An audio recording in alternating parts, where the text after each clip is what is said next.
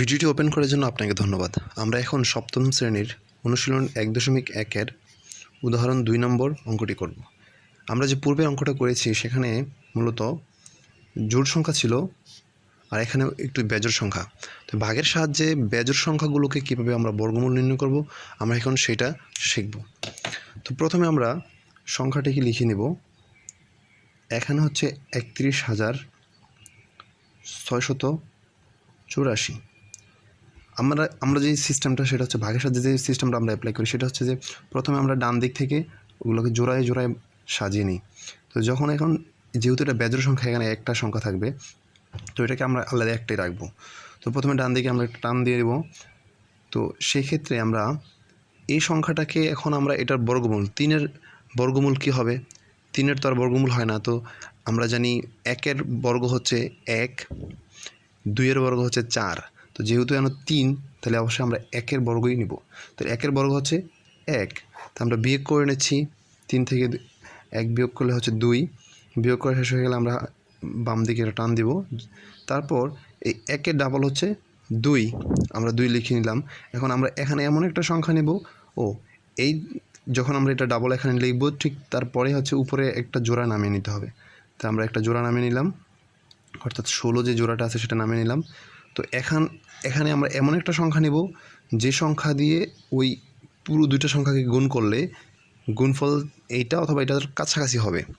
তাহলে আমরা এখানে এমন একটা সংখ্যা নেব যেটা হচ্ছে এই যে সংখ্যাটা নেব ওই সংখ্যা নিয়ে ওই সংখ্যা দিয়েই আমরা গুণ করলে এটার কাছাকাছি হবে। তাহলে আমরা একটা নিতে পারি, কত নিতে পারি, যেমন 216-এর কাছাকাছি যাবে এমন একটা সংখ্যা নেব। তাহলে আমরা এখানে নিতে পারি 7। যদি আমরা 7 নেই তাহলে এই 7 দিয়ে যদি আমরা 27-কে গুণ করি, অর্থাৎ 7 নিয়েছি আমরা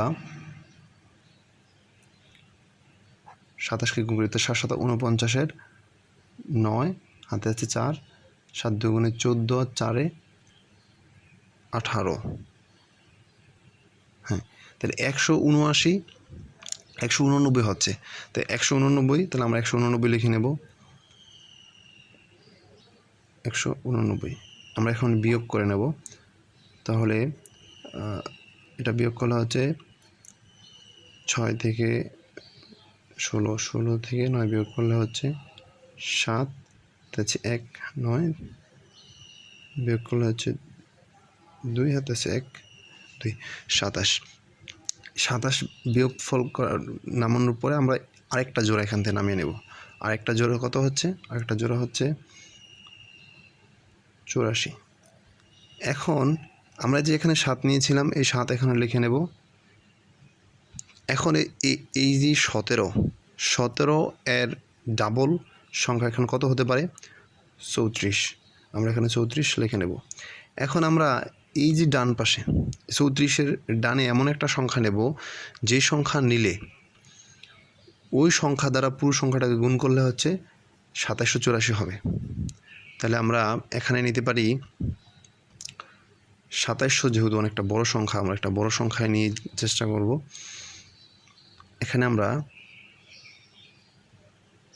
8 দিয়ে ট্রাই করি, তাহলে 348 হবে। 8 দিয়ে যদি ট্রাই করি, আমরা 34 নিলাম, 34 এখানে 8, যেহেতু 8 নিয়েছি, যে 8 নেওয়ার পরে ওই 8 দ্বারা তখন পুরো সংখ্যাটাকে আমরা গুণ করে দেখবো ওইটার কাছাকাছি হয় কিনা। তাহলে আমরা 18 64 4, তারপরে হচ্ছে 18 64 4, হাতে আছে 6, 4 32, 32-এর 6 38, 38-এর 8, হাতে আছে 3, 3 8 24, 24-এর 3 27। তাইলে আমাদের এখানে 2784, অর্থাৎ 8 দ্বারা হচ্ছে সবচেয়ে অ্যাপ্রোপ্রিয়েট। তাহলে আমরা 8 নিয়েছি এখানে, ঠিক আবার এখানে 8 লিখে দেব।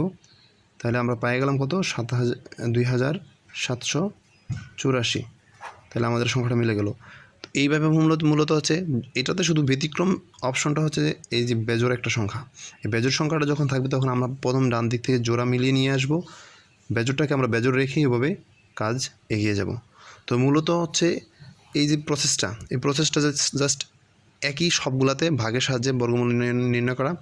তো এটা নিয়ে যদি আপনাদের কোনো কারো প্রশ্ন থাকে আমাদেরকে অবশ্যই কমেন্ট করে জানাতে পারেন।